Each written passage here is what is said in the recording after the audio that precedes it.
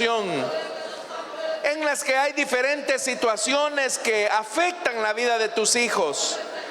Pero tú, Señor, que eres bueno, que eres compasivo, puedes obrar a favor de cada uno de ellos, proveyendo los empleos que ellos necesitan, abriendo las puertas de oportunidad, y que así, Señor, tus hijos puedan llevar el pan a sus mesas. Oramos también, Señor, por aquellos que están viviendo situaciones difíciles en sus familias, en sus matrimonios, con sus hijos, con algún familiar. Bendito Dios, obra de tal manera que puedas traer la paz que esos hogares necesitan. A la vez, Señor, te pedimos por la conversión de aquellos parientes que no te conocen. Mira, Señor, cuánto problema se genera cuando hay alguien que vive sin Dios y sin esperanza. Por eso revélate, Señor. Toca los corazones, abre el corazón, cambia esos corazones de piedra por un corazón conforme a tu espíritu. Queremos pedirte, Señor, también que obres sanidad en los cuerpos. Trae, Señor, sanidad para que tus hijos gocen de buena salud. Crea órganos nuevos, crea tejidos nuevos. Devuelve la salud a tus hijos. Mira que vivimos en un mundo contaminado de tantas enfermedades, pero tú dijiste que llevaste nuestras enfermedades en el madero. Por eso, Señor, confiando en tu palabra, venimos ante ti. Ahora queremos pedirte, Señor, nos puedas entregar tu palabra. Mira que te necesitamos y te pedimos, Señor, que tú nos hables. Háblanos, Señor, en el nombre poderoso de tu Hijo amado Jesucristo, por quien te damos las gracias. Amén y amén. Amén, hermanos. Quiero invitarles, hermanos, a abrir la Biblia en el libro de Éxodo, capítulo número 20. Y vamos a leer nuevamente el versículo 14, donde tendremos la reflexión esta noche.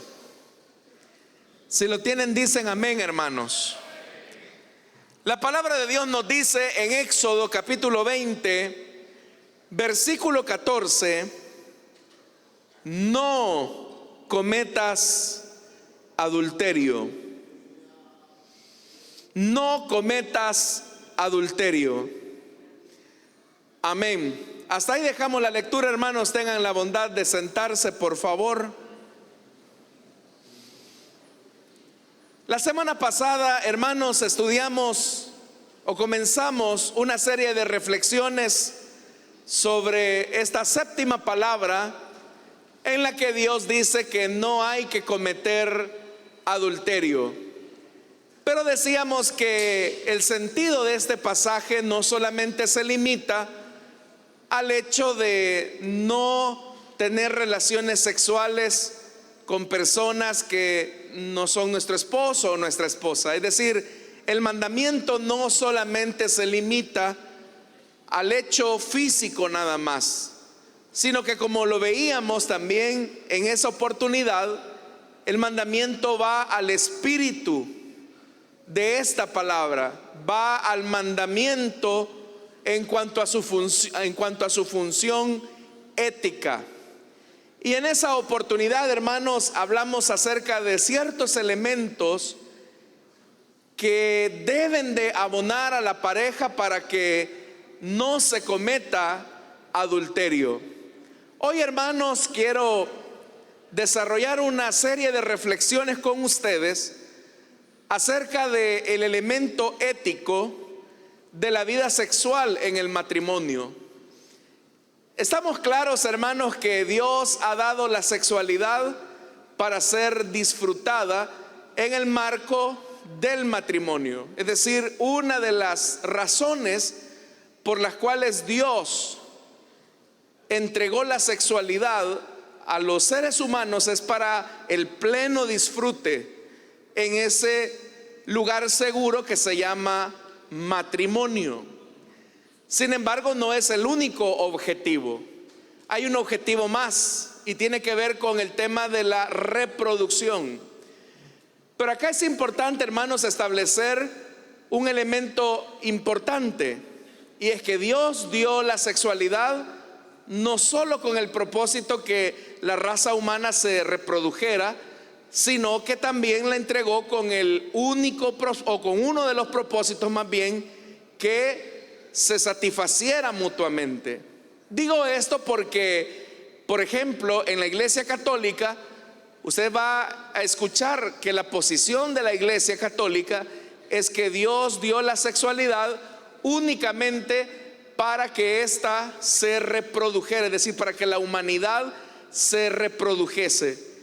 Pero en realidad, hermanos, cuando vemos el testimonio de la Escritura, nos damos cuenta que Dios dio la sexualidad, sí, para la reproducción, pero también para el disfrute de la misma.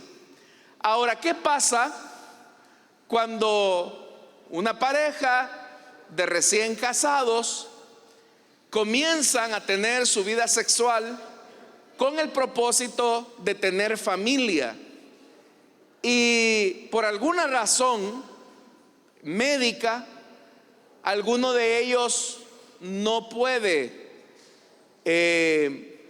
por ejemplo, concebir? En este caso, por ejemplo, ¿qué pasaría si de repente dentro de una pareja de recién casados resulta que hay imposibilidades para poder tener hijos? Porque uno de los propósitos, repito, de la sexualidad es también la reproducción, el hecho de que el matrimonio pueda tener hijos. Entonces, hermanos, acá nos enfrentamos a un tema que es bastante interesante, que tiene que ver con los métodos de fecundación asistida.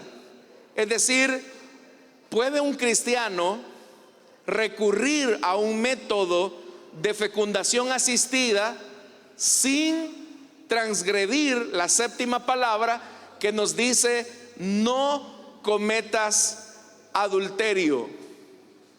Y esa reflexión es precisamente la que vamos a tener esta noche. Lo primero que yo quiero decirles, hermanos, es que cuando hablamos acerca de la vida sexual dentro del matrimonio, según lo que Pablo establece en 1 Corintios capítulo 7, la vida íntima tiene que ser por mutuo consentimiento o por mutuo acuerdo. Es decir, que ninguna de las partes se puede imponer sobre la otra. Se debe de construir un diálogo, una comunicación, y es importante que la pareja vaya haciendo esos ajustes en la medida en que la vida va transcurriendo. Y también de mutuo acuerdo debe de ser un elemento importante, y es la cantidad de hijos que se van a tener dentro del matrimonio. Hace muchos años, hermanos, tal vez ustedes habrán escuchado que la posición de las parejas, especialmente de parejas muy pobres en sectores rurales, era esta: vamos a tener los hijos que Dios nos dé. Entonces, con esa idea, las parejas tenían los hijos, obviamente, que se iban dando durante la vida, y por eso es que las familias se volvían muy extensas. Parejas que tenían 5, 6, 7, 12. Tal vez usted incluso viene de una familia donde tiene 10, 11 hermanos.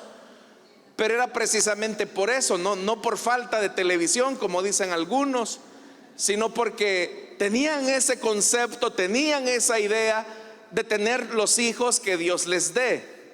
Pero esa posición, hermanos, es una posición irresponsable, porque es verdad que es Dios el dador de la vida, Pero la pareja debe de establecer cuántos hijos son los que puede sostener de manera digna. Y ahí, hermanos, es importante un diálogo entre la pareja para establecer el número de hijos que se van a tener. Ahí, hermanos, entonces es importante, por ejemplo, nuevamente, establecer un diálogo con el esposo, con la esposa, acerca de los métodos anticonceptivos, porque eso también es como otro tema tabú. Y dentro de ese tema hay que saber establecer qué tipo de método anticonceptivo se ajusta a las necesidades de cada pareja, porque hay métodos que funcionan no como métodos anticonceptivos, sino que funcionan como métodos abortivos. Y obviamente que una pareja cristiana no puede recurrir a un método abortivo por su conciencia cristiana. Entonces ahí es clave la orientación de un profesional de la salud para que pueda indicarle a la pareja cuál es el método anticonceptivo que se puede ajustar a las necesidades de esa pareja. Pero por eso, hermanos, es que es importante tener un diálogo que permita establecer ese común acuerdo. Así como la pareja debe de determinar la frecuencia con la que van a disfrutar de su vida íntima, así también la pareja debe de establecer la cantidad de hijos que se pueden sostener de manera digna. Si una pareja llega a la decisión o a la conclusión que solamente puede sostener a un hijo en el seno familiar, esa decisión debe de ser respetada. Digo esto porque de repente hay una pareja que tiene a un niño, entonces ya inmediatamente la gente está presionando y dice: ¿y cuándo la niña? ¿Y cuándo va a venir la niña? Y yo siempre les digo: ¿con cuánto va para la leche? ¿Con cuánto para pañales? Porque es una decisión que la pareja debe de asumir. No debe de ser por la presión de los papás, de alguno de los esposos, que mira, es que vos sabés que un niño solo se aburre, ¿por qué no le pones más hermanitos, le tenés más hermanitos? Pero aquí viene el elemento fundamental: ¿cuál es la capacidad que la pareja tiene para darle una vida digna a cada uno de sus hijos? Y no se trata, hermanos, solamente de tener solamente los hijos por un tema económico, lo cual es fundamental. O sea, si una pareja solamente puede darle lo mínimo a un hijo, eso está bien, debe de ser respetado. Pero, hermanos, hay otro elemento fundamental, y es que a mayor cantidad de hijos la pareja tenga, mayor será la necesidad de tiempo de calidad que se debe de invertir en cada hijo. Porque los hijos no se crían solos. Los hijos no se crían solos. Necesitan modelos, ejemplos, tiempo. Los que son padres de familia saben a lo que me estoy refiriendo. Se necesita tiempo. Entonces, ¿qué calidad de tiempo le va a dar usted si, por ejemplo, tuviera 5, 7, 8, 9 hijos, verdad?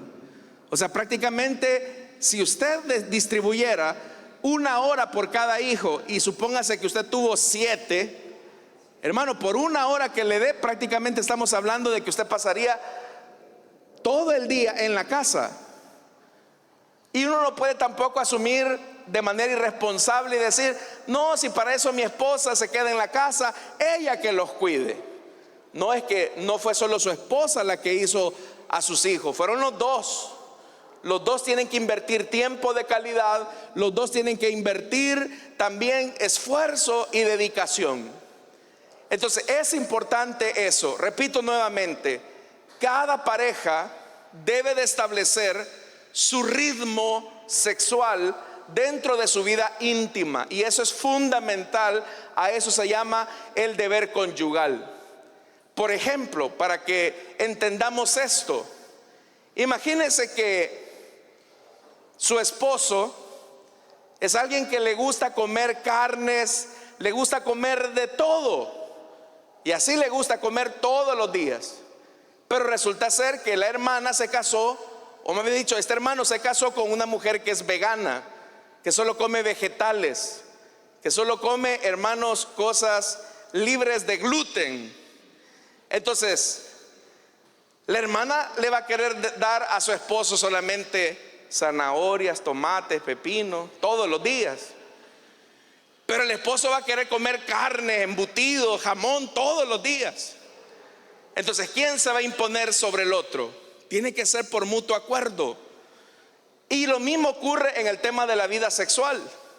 Por ejemplo, puede ser que el esposo sea muy activo sexualmente, pero la esposa es más tranquila.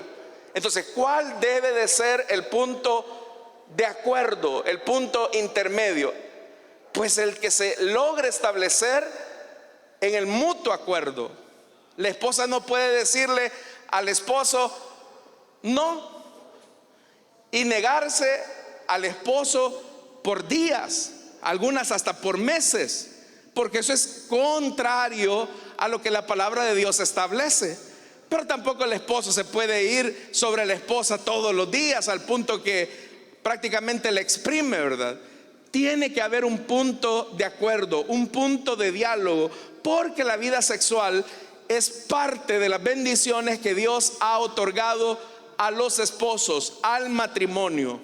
Pero repito, todo tiene que ser por mutuo acuerdo. Eso es lo que la Biblia establece. Ahora, como las parejas tienen como propósito tener hijos, ¿qué pasa cuando se recibe una noticia en donde una de las partes no puede concebir o engendrar? Es decir, que cuando una pareja se enfrenta a un problema de esterilidad, ¿puede la pareja cristiana recurrir a la fecundación asistida? Porque la esterilidad, hermanos, no es solamente un problema de mujeres, puede ser también un problema de hombres.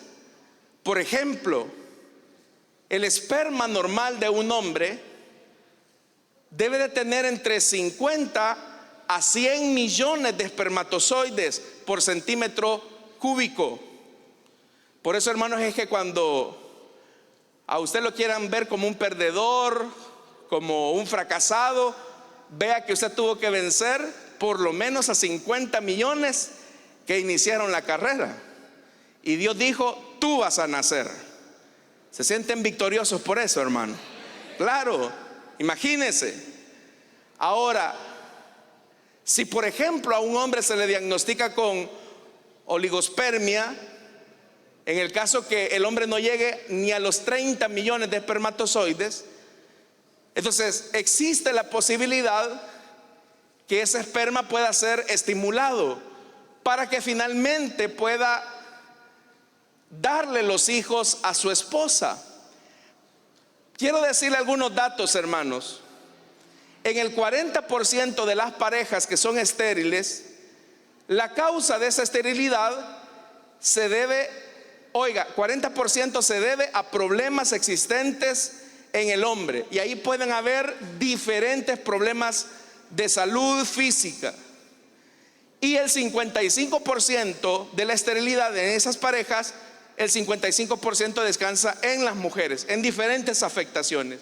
Y hay un 5% de razones que no se sabe con certeza la causa de su esterilidad. Entonces la pregunta sería, una pareja de jóvenes recién casados que no pueden tener hijos, ¿pueden recurrir a los métodos de fecundación asistida sin que eso transgreda la séptima palabra? Bueno, vamos entonces, hermanos, a mencionar un elemento importante. Al hablar acerca de fecundación asistida, hay diferentes métodos que se pueden utilizar. La pregunta es, si estos métodos no quebrantan la séptima palabra. ¿Qué pasa si, por ejemplo, el problema es del hombre? Es decir, que no logra tener la cantidad suficiente de espermatozoides que permitan fecundar el óvulo de una mujer. ¿Puede, por ejemplo, un hombre enriquecer su espermatozoide a través de procesos hormonales, médicos, para que se logre ese objetivo? No hay ningún problema. Si, por ejemplo, un hombre tiene un déficit de espermatozoides, puede recurrir a los métodos que ofrece la ciencia. Pero también hay otro tipo de fecundación asistida. Por ejemplo, lo que se conoce como la inseminación artificial con el semen del cónyuge. Y esto, hermanos y hermanas, es precisamente tomar el semen del esposo para colocarlo en la mujer. Por eso es que se llama inseminación artificial. ¿Puede una pareja cristiana utilizar el esperma del esposo para que este esperma sea colocado en la mujer, es decir, en su esposa? Es algo que sí se puede. Es algo que no rompe la séptima palabra. Ahora, ¿qué pasaría si, por ejemplo, el esposo no puede darle hijos a su esposa porque él es el del problema, y es algo que no se puede tratar ni con inseminación artificial? Entonces viene el médico y le dice: mire, su esposa está bien, es decir, ella está bien, puede concebir, pero su esposo lamentablemente no puede darle a usted un hijo. Pero podemos utilizar la inseminación artificial con el semen de un donante. Es decir, aquí estamos hablando de inseminación artificial con el semen de un donante, que es, hermanos, alguien que no se conoce la identidad. Es decir, la hermana no va a saber quién es el donante. Entonces, en ese caso, la pregunta sería: ¿puede el matrimonio cristiano recurrir a la inseminación artificial con el semen de un donante? Ahí la séptima palabra nos dice claramente, o nos da una luz, y es: no cometas adulterio. ¿Por qué razón? Porque la sexualidad es un don exclusivo para la pareja, es un don exclusivo para el matrimonio. Cuando ya interviene una tercera persona, se rompe el principio de esa exclusividad y se quebranta la séptima palabra, que es: no cometas adulterio. Y algunos hermanos, tratando la manera de justificar este método de fecundación asistida, lo que dicen: mire, hermano, pero ¿cuál es el problema? Si eso es tanto como, por ejemplo, cuando una persona va a donar sangre o una persona va a donar un órgano, y es más, mi esposa ni va a saber quién es el donante de ese esperma. Entonces, ¿cuál sería el problema ético? Si es tanto como una donación de sangre o una donación de órganos. Usted sabe, hermano, que la donación de sangre o de un órgano le puede salvar la vida a una persona, pero no hay una implicación emocional necesariamente, o una implicación de tipo familiar. O sea, usted va, dona la sangre, ayuda a una persona. Incluso hay personas altruistas que donan sangre y no saben a quién se la van a colocar, pero eso no une emocionalmente a la persona. Incluso a nosotros se nos pregunta cuando vamos a sacar el documento de identidad, que si en caso usted llegara a morir, si usted aceptaría que donar sus órganos, los órganos que todavía sirvan para salvarle la vida a otra persona. Entonces muchos de ustedes han colocado sí, o sea, si va a servir mi córnea o un riñón o el corazón mismo, y eso le va a salvar la vida a otra persona, pues, y yo ya no lo voy a necesitar porque ya voy a estar en la presencia del Señor, pues que lo tomen. Pero eso, hermano, no conecta emocionalmente al donante con el beneficiario. El problema de un donante de esperma con una pareja es que el propósito, el objetivo de esa inseminación artificial es que esa pareja pueda tener hijos, y un hijo requiere la conexión emocional con sus padres. Entonces, ¿cómo se va a responder a ese hijo? Porque la ciencia lo puede hacer. La ciencia puede utilizar este factor de la inseminación artificial a través de un donante. Pero eso, hermanos, rompe la séptima palabra: no cometas adulterio. Otros hermanos, tratando la manera de justificar este elemento de fecundación asistida, dicen: hermano, pero eso es tanto como una adopción de un hijo. Es decir, alguien va a donar el esperma para mi esposa, juntos vamos a ver cómo el vientre de mi esposa va a ir creciendo, y finalmente el niño va a nacer en nuestro hogar, y yo sé que él no lleva mi sangre, yo sé que él no tiene ninguna identidad genética conmigo, pero yo lo voy a tomar como mi propio hijo o como mi propia hija, lo voy a adoptar. Y algunos quieren justificar esta práctica con ese elemento de la adopción. Pero ¿cuál es el problema ahí? Que la hermana sí ya tiene un vínculo, porque es la madre de ese niño, pero el padre no tiene ningún vínculo. Entonces no se puede ver el tema de la inseminación artificial a través del esperma de un donante como un elemento de adopción, porque una adopción, ambos están en condición de igualdad. Entonces no podemos, hermanos y hermanas, un cristiano, una pareja cristiana, no puede recurrir al tema de la inseminación artificial con el esperma o con el semen de un donante. Luego, hermanos, hay otra forma de fecundación asistida, y es lo que se conoce como fecundación in vitro. In vitro es una palabra en latín que lo que significa es en vidrio. ¿Y por qué se llama esto fecundación in vitro? Porque es el proceso de fusión del óvulo y el espermatozoide que se realiza de manera artificial, pero en un laboratorio. Y ya, hermanos y hermanas, cuando el óvulo ha sido fecundado y finalmente se logra colocar o desarrollar hasta formarse el embrión, entonces se coloca el embrión en el útero de la madre. Pero el problema es que no es tan sencillo como lo estoy diciendo.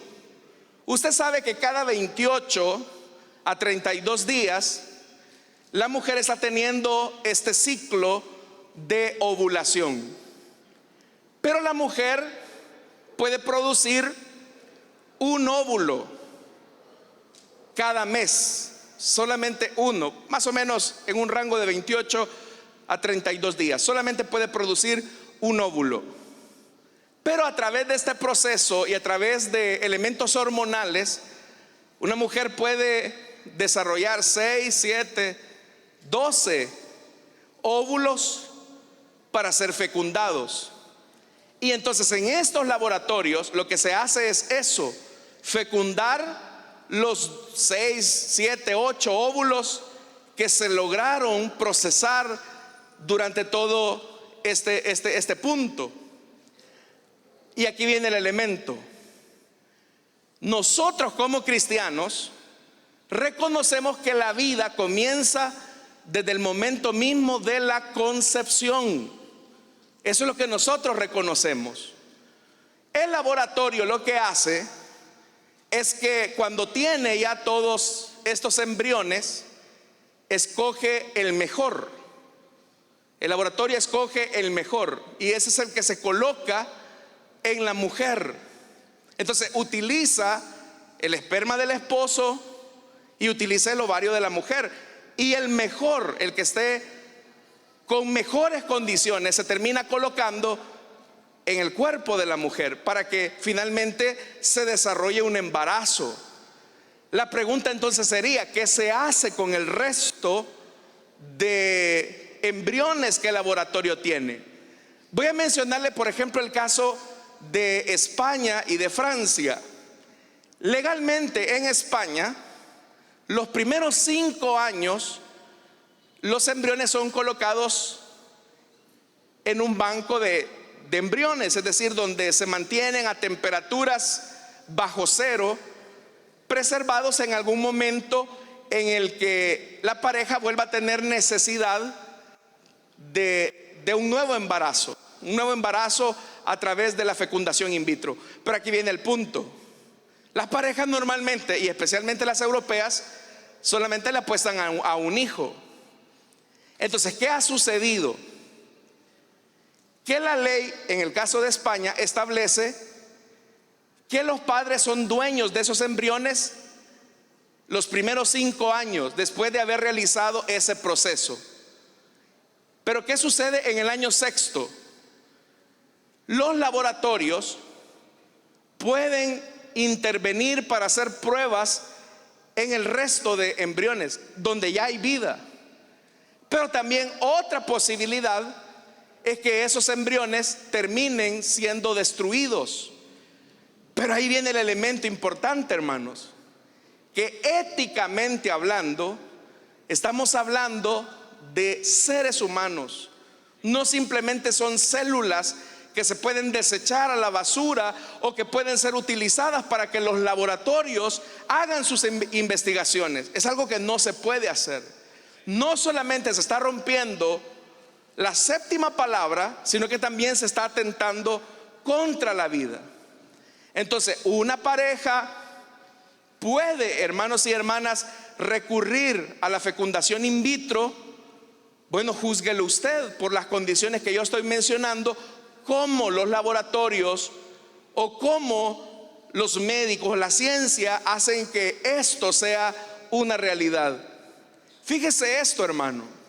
Esto ha tenido tantas complicaciones en diferentes países del primer mundo que son desafíos éticos. En Estados Unidos se dio un caso de una pareja que estaba en este proceso. Y la mujer pues obviamente quedó embarazada a través de este proceso, pero el resto de embriones quedaron alojados en un laboratorio especial para el cuidado de estos embriones. El esposo de esta mujer al poco tiempo falleció en un accidente de tránsito. Y resulta ser que la mujer, en su anhelo, la viuda ahora, en su deseo de seguir teniendo hijos de su difunto esposo, fue al laboratorio para solicitar los embriones que todavía estaban, que habían sido fecundados por el esperma de su difunto esposo.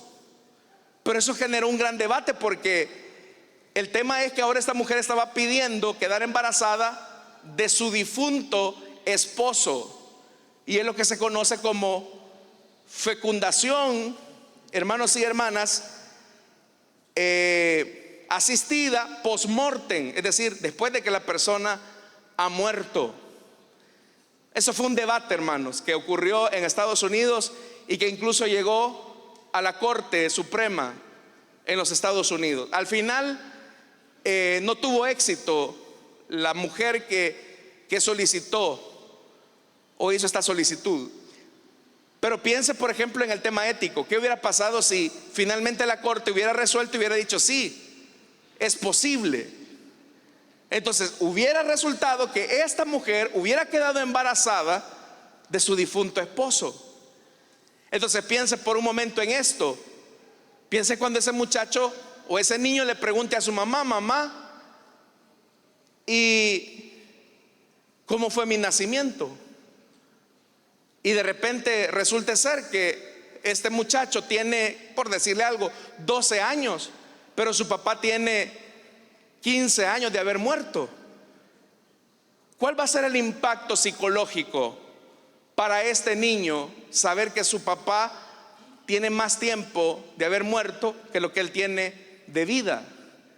El impacto psicológico, emocional a la vida de ese niño es profundo, es profundo.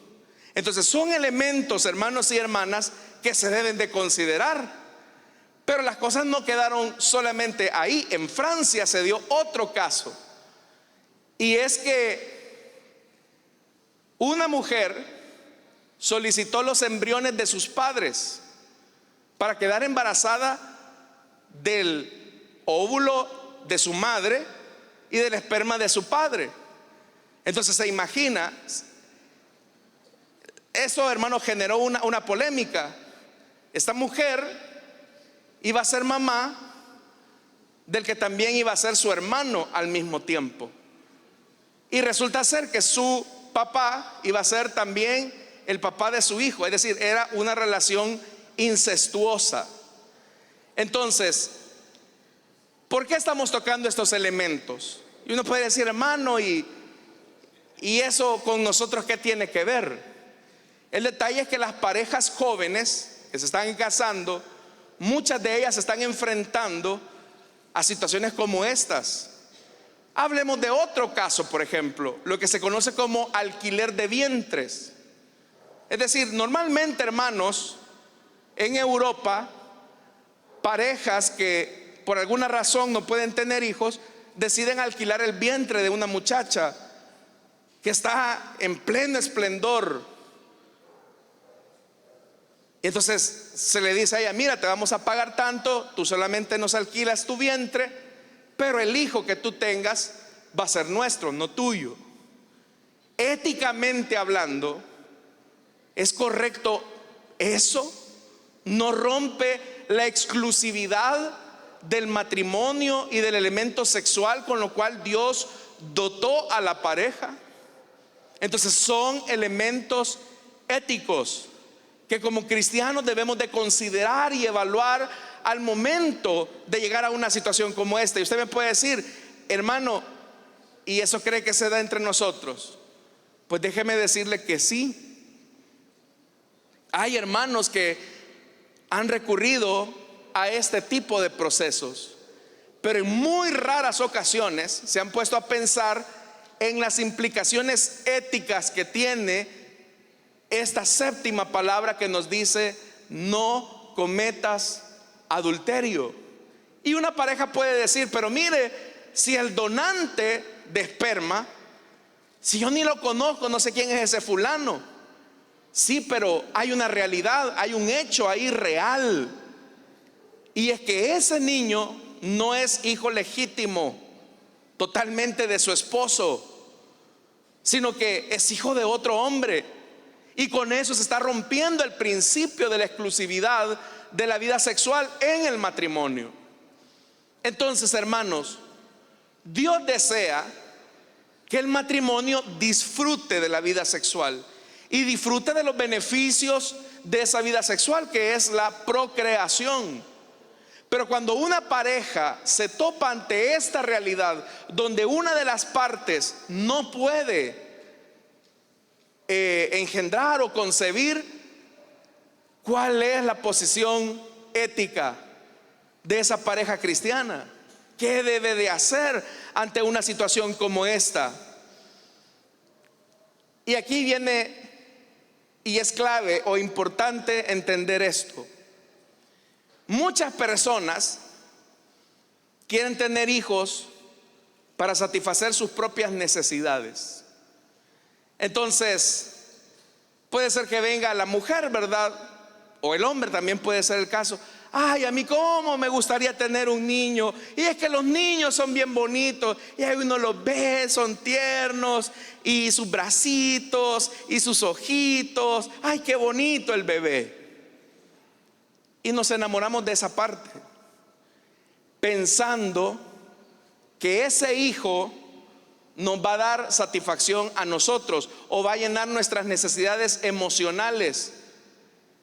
Pero déjeme decirle algo, estimado hermano, hermana, si tú tienes el deseo y el anhelo de ser papá o de ser mamá, y si Dios te concede llegar al matrimonio, o incluso ya estás en una relación de noviazgo que se va encaminando al matrimonio, y cuando llegues al matrimonio ambos deciden que ha llegado la hora de tener hijos, debes de entender algo: los hijos no están para satisfacer nuestras necesidades o carencias emocionales. Ellos nos van a demandar a nosotros, ellos nos van a pedir a nosotros que cubramos sus necesidades emocionales. Pero hay personas que lo invierten, y es ahí donde se cometen, hermanos, tantos atropellos hacia los niños y hacia las niñas. Porque un niño no está para dar. Un bebé no está para dar, ese bebé está para recibir afecto, amor, atención, cuidados. En cierta forma, hermanos, el ser padres es un llamado a renunciar a toda forma de egoísmo. Bueno, dicho sea de paso, cuando nos casamos, dijimos que renunciamos ante Dios y ante los testigos donde efectuamos esa boda, renunciamos a toda forma de egoísmo. Pero cuando se es padre, esa decisión se profundiza aún más. ¿Cuántas de ustedes que son madres de familia no les ha tocado, hermanas, literalmente sacarse el bocado de la boca para dárselo a sus hijos? Porque anteponemos a nuestros hijos antes que a nosotros mismos. Y ese es el punto a lo que quiero llegar: que los hijos no están, hermanos, para suplir nuestras necesidades. Somos nosotros los que tenemos que suplir las necesidades de ellos. Entonces es clave y es fundamental que conozcamos estos aspectos éticos para que no se quebrante la séptima palabra. Repito nuevamente, la vida sexual en el matrimonio debe de ser por mutuo consentimiento. Ni ella le puede decir a él: mira, andate para allá que yo no quiero tener nada con vos, date. Y tampoco él puede venir demandando e imponiendo: mira, no te me negues, es tu deber. No es así. Debe de ser por mutuo consentimiento y en amor, porque la vida sexual en el matrimonio es una expresión del amor que Dios quiso que la pareja tuviera. No está bien, no es bíblico, no es saludable que la pareja se niegue. Y eso ya lo estudiamos en 1 Corintios capítulo número 7. Y es verdad que en la medida en que la vida va avanzando, en la medida en que vienen los hijos, la pareja necesita hacer esos ajustes. No es lo mismo la vida sexual sin hijos que con hijos, y eso muchos de ustedes lo saben. Pero los hijos no deben de ser una excusa para no cumplir el deber conyugal que la Biblia establece. Pero tiene que haber un mutuo acuerdo. Y repito nuevamente, en cuanto a la planificación, cuidado, no es los hijos que Dios me dé, porque va a terminar malmatando a su mujer, mi brother. Si usted comienza a llenar y a llenar y a llenar a su pobre mujer de hijos, la va a terminar malmatando. No puede ser tampoco tan irresponsable decir: no, si mire, un niño viene abajo de su bracito, viene con el pan. Mentira. Si no, pregúntele a las hermanas que están allá en neonatos si vienen con pan los bebés. Tienen necesidad de pamper, tienen hambre. Entonces uno no puede ser irresponsable con la vida sexual que Dios ha diseñado. Repito nuevamente, los métodos de planificación tienen que ser métodos anticonceptivos, no abortivos. Porque hay métodos que funcionan como abortivos y otros que funcionan como anticonceptivos. ¿Y qué pasa si una pareja Si una de las partes no puede tener hijos, debe de recurrir a estos métodos. Cada método tiene su especificación, y por eso es que es importante acá, hermanos, el tema de la consejería, saber qué método se puede usar y cuál no. Y por eso es que he hecho una generalidad. Yo no sé qué métodos van a haber en el futuro, seguramente van a haber muchos más, pero cada uno debe de responder a los elementos éticos de la palabra de Dios que he mencionado. ¿Están acá, hermanos? Yo veo que algunos están durmiendo. Ay, hermanos, si supiera que mis hijos dicen. Y lo último que es importante: para Dios no hay nada imposible. Yo recuerdo hace algunos años que llegó una hermana que tenía como 12 o 14 años de matrimonio y no podía tener hijos. Y llegó a la oficina y yo le dije: hermana, ¿usted cree que Dios le puede abrir su vientre? Y llorando ella me dijo: sí, hermano, creo que Dios puede hacer el milagro. Oramos ahí en la oficina y la hermana se quebrantó. Mira, hermano, no pasó mucho tiempo, a los 3 meses ya ella estaba embarazada y finalmente terminó siendo madre de una bella niña.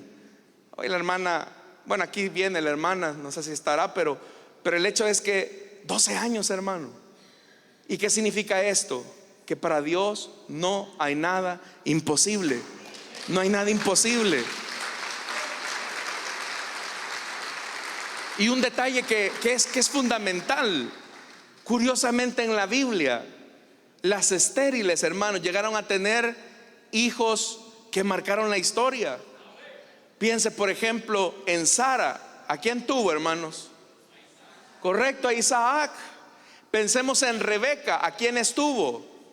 A Jacob y Esaú. Pensemos, hermanos, en Raquel, que dice la Biblia que Raquel llegó a reclamarle a Jacob y le dice: dame hijos, le dijo, porque veía que su hermana Lea estaba llenándose de hijos y ella nada, ¿verdad? Y Jacob se enojó, ¿verdad? Y le dijo: ¿que acaso soy yo Dios quien puede dar hijos?, le dijo. Y allí cayó en cuenta, ¿verdad? Y Dios se acordó de Raquel. ¿Y cuáles fueron los hijos de Raquel, hermano? José y Benjamín, correcto. José, hermanos, un hombre de Dios. Hablemos de Ana. Hermano, esa mujer lloraba porque no podía tener hijos. ¿Y qué pasó? El Señor oyó su oración y le dio ¿a quién? A Samuel. Y así podríamos ir, hermanos, mencionando otros ejemplos que aparecen en la Biblia. Hablemos de Elizabeth y Zacarías. Hermanos, no se podía. Ahí era imposible. Pero ¿qué dijo el Señor? Le dio un hijo. ¿Y cómo se llama ese hijo? Juan el Bautista. Por eso es que no de por gusto, el libro del profeta Isaías dice que es más bienaventurada la mujer estéril por los hijos que Dios le da que aquella que tiene hijos. Claro, hermano, es una exageración la que el profeta está diciendo, pero lo que quiere decir es que para Dios no hay nada imposible. Entonces, si aquí hay parejas que están luchando para tener la bendición de hijos, en primer lugar recordemos algo: el don de la vida es algo que solamente Dios puede dar. Nosotros no podemos hacer nada, solo Dios lo puede dar.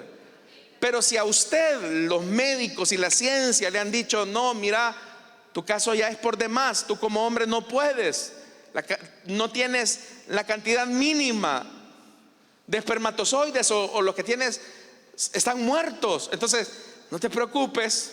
El Dios de la vida, que hizo resucitar a Abraham cuando ya estaba casi muerto, dice la carta a los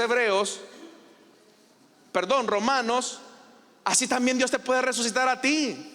Igual a usted, hermana, Dios puede hacer lo que para nosotros es imposible. Amén. ¿Lo creen, hermanos? Así que el Señor bendiga los matrimonios y las familias de nuestra iglesia y les conceda el fruto de su vientre, estimadas hermanas. Amén. Amén. Vamos a orar, hermanos, vamos a cerrar nuestros ojos. Y teniendo nuestros ojos cerrados, sé que el tema que hemos tocado esta noche es una reflexión más ética para los matrimonios. Hemos visto cómo la sexualidad es un don de Dios que se debe de vivir en exclusividad en la pareja. Y una de esas bendiciones es el de la procreación. Así que esta noche, aunque sé que el mensaje ha sido dirigido más a las parejas de la iglesia, a los matrimonios, especialmente a los que van comenzando en esta carrera matrimonial y desean tener hijos en algún momento y se van a enfrentar a momentos difíciles probablemente, pero acá hay un marco bíblico, ético, que regula nuestra vida. Pero si aún así hubieran personas que desean entregarle su vida a Cristo o desean reconciliarse, le invito para que en el lugar donde están se puedan poner en pie y vamos a orar. Ahí habrá un hermano o una hermana que va a orar por ustedes. Si usted desea entregarle su vida a Cristo o desea reconciliarse, póngase en pie. Vamos a orar. ¿Habrá alguien?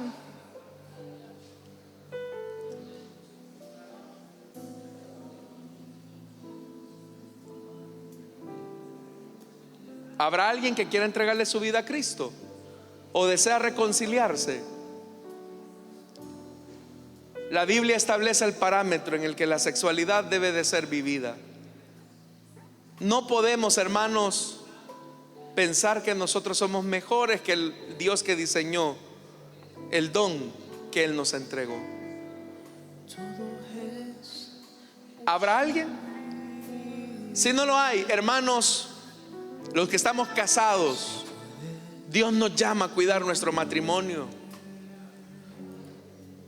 No se trata de ser impositivo y de exigirle a la otra persona que no se niegue. Se trata de conquistarla en amor, de ser conquistado en amor.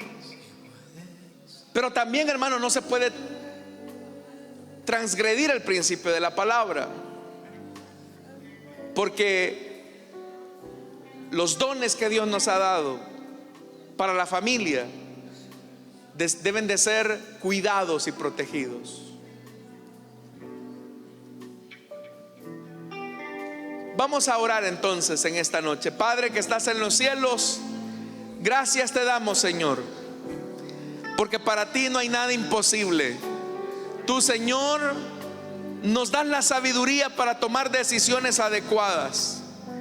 Ayúdanos, Señor, a ser responsables de nuestra sexualidad en el marco del matrimonio. Ayúdanos a no ser impositivos, sino a ser personas sabias, que nos ganemos el corazón de nuestras esposas. Ayúdanos también, Señor, a ser esa cabeza que ellas necesitan. Pero te pido por las hermanas, para que les dé sabiduría a ellas. Señor, no está bien el negarse. No está bien el negarse. Ellas igualmente, como ayudas idóneas, pueden prevenir que sus esposos quebranten la séptima palabra. Dale, Señor, la sabiduría a ellas para complementar a sus esposos. Señor, preserva los matrimonios en fidelidad. Y aquellas parejas que están anhelando la bendición de tener hijos, Señor, abre esos vientres. Abre los vientres, Señor, para que el fruto de amor traducido en esos hijos pueda llegar a esos hogares.